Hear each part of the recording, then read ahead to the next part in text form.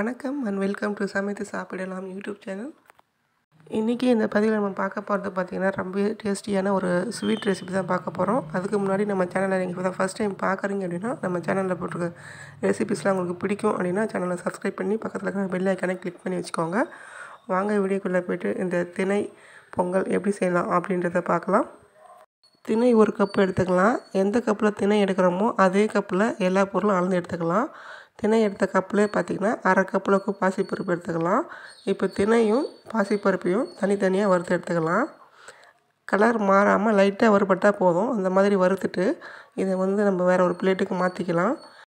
இப்போ திணையை வேறு ஒரு பிளேட்டில் மாற்றிட்டு இப்போ அதே பேன்லேயே நம்ம எடுத்து வச்சுருக்க அந்த பாசிப்பருப்பையும் லைட்டாக வறுத்து எடுத்துக்கலாம். இது ரெண்டுமே நல்லா வறுபட்டதுக்கப்புறம் வேறு ஒரு குக்கரில் சேர்த்துட்டு ஒரு 3-4 தடவை தண்ணி ஊற்றி நல்லா அலசிட்டு எடுத்துக்கலாம். இது கழுவுறப்ப பார்த்திங்கன்னா இந்த திணையெல்லாம் தண்ணியிலே சேர்ந்து வர மாதிரி இருக்கும். ஸோ கையில் ஃபில்ட்ரு வச்சுக்கின்னு அந்த மாதிரி நீங்கள் அலசிட்டு எடுத்துக்கோங்க. அடுத்து பார்த்திங்கன்னா இப்போ நல்லா இந்த மாதிரி 3 தடவை கழுவுனதுக்கப்புறம் தண்ணி ஊற்றி ஒரு அரை மணி நேரம் ஊற வச்சுக்கலாம்.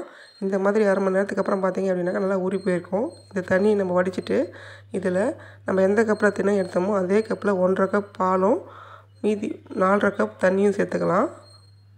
4 மடங்கு நம்ம தண்ணி சேர்த்துக்க போகிறோம்.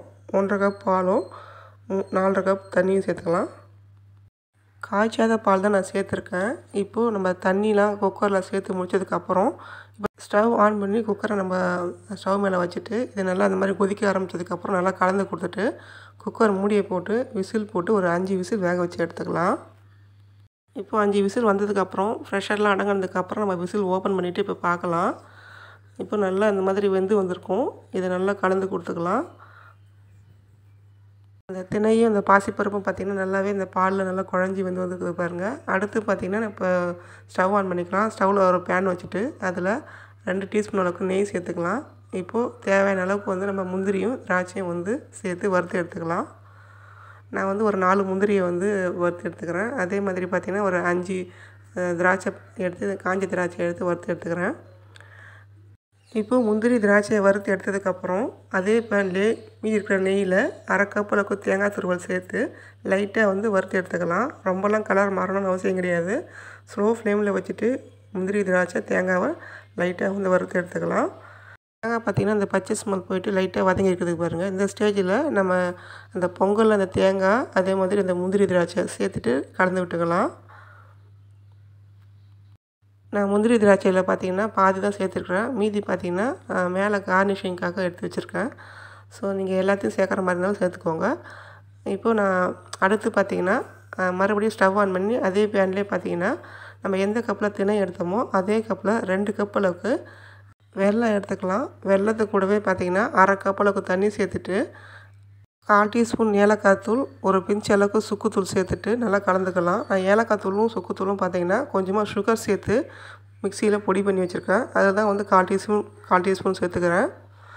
இப்போது நம்ம அந்த வெல்லம் நல்லா கரைஞ்சதுக்கப்புறம் இப்போ இந்த குக்கரை ஸ்டவ் மேலே வச்சுட்டு நம்ம வெல்லம் கரைச்சலை இந்த பொங்கலில் இந்த மாதிரி ஃபில்ட்ரு பண்ணி ஊற்றிக்கலாம். ஃபில்ட்ரு பண்ணி ஊற்றிட்டு நல்லா மிக்ஸ் பண்ணிக்கோங்க. இப்போ நம்ம அரை கப் அளவுக்கு தண்ணி சேர்த்து வெல்லத்தை கரைச்சி எடுத்துருக்குறோம். ஸோ இப்போ இந்த பொங்கல் பார்த்திங்கன்னா லைட்டாக தண்ணி விட்ட மாதிரி இருக்கும். இப்போ நல்லா ஒரு தடவை கலந்து கொடுத்துக்கோங்க. இதில் லைட்டாக ஒரு பிஞ்ச் அளவுக்கு சால்ட்டு சேர்த்துக்கோங்க. சேர்த்துட்டு நல்லா கலந்துக்கோங்க. இப்போ கலந்ததுக்கப்புறம் பார்த்திங்கன்னா தண்ணியாக இருக்கிற மாதிரி இருக்கும். இது நம்ம ஆறுனதுக்கப்புறம் கெட்டியாகிடும். ஸோ இந்த மாதிரி கலந்துட்டு ஒரு 2 நிமிஷம் நல்லா கொதிக்க வச்சதுக்கப்புறம் நம்ம ஸ்டவ் ஆஃப் பண்ணிடலாம்.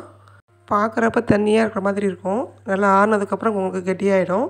இந்த பக்குவத்தில் எடுத்திங்க அப்படின்னாக்கா உங்களுக்கு கரெக்டாக இருக்கும். இப்போ நம்ம இது மூடி வச்சிடலாம். இப்போ மூடி பார்த்திங்கன்னா மேலே கேப் இருக்கிற மாதிரி பார்த்து மூடிக்குவோங்க. அப்போ தான் அந்த வேர்வை தண்ணிலாம் அந்த பொங்கலில் விடாத மாதிரி இருக்கும். நான் கேஸ் கட்டை எடுத்துகிட்டு அந்த குக்கருடைய மூடி வச்சுருந்தேன்.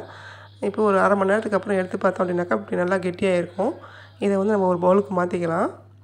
வைகாசி விசாகம் முருகருக்கு ரொம்பவே பிடிச்ச திணையில் ஒரு ரெசிபி சூப்பராக பொங்கல் ரெடி பண்ணிட்டோம். ஸோ இது நம்ம சாமிக்கு பிரசாதமாக வச்சு படைக்கலாம். ஸோ இந்த மாதிரி திணை பொங்கல் நீங்களும் செஞ்சு பாருங்கள். செஞ்சு பார்த்துட்டு டேஸ்ட் எப்படி வந்திருக்கு சொல்லிட்டு கமெண்ட்லையும் கூட ஷேர் பண்ணிக்கோங்க. இன்றைக்கி பார்த்த அந்த ரெசிபி உங்களுக்கு ரொம்ப ஒரு யூஸ்ஃபுல்லான ரெசிபியாக இருக்கும் அப்படின்னு நான் நம்புகிறேன். வீடியோ பிடிச்சிருந்தா லைக் பண்ணுங்கள், ஷேர் பண்ணுங்கள், கமெண்ட் பண்ணுங்கள். மறக்காமல் நம்ம சேனலை சப்ஸ்கிரைப் பண்ணி பக்கத்தில் இருக்கிற பெல் ஐக்கானை கிளிக் பண்ணி வச்சுக்கோங்க. தேங்க்ஸ் ஃபார் வாட்சிங்.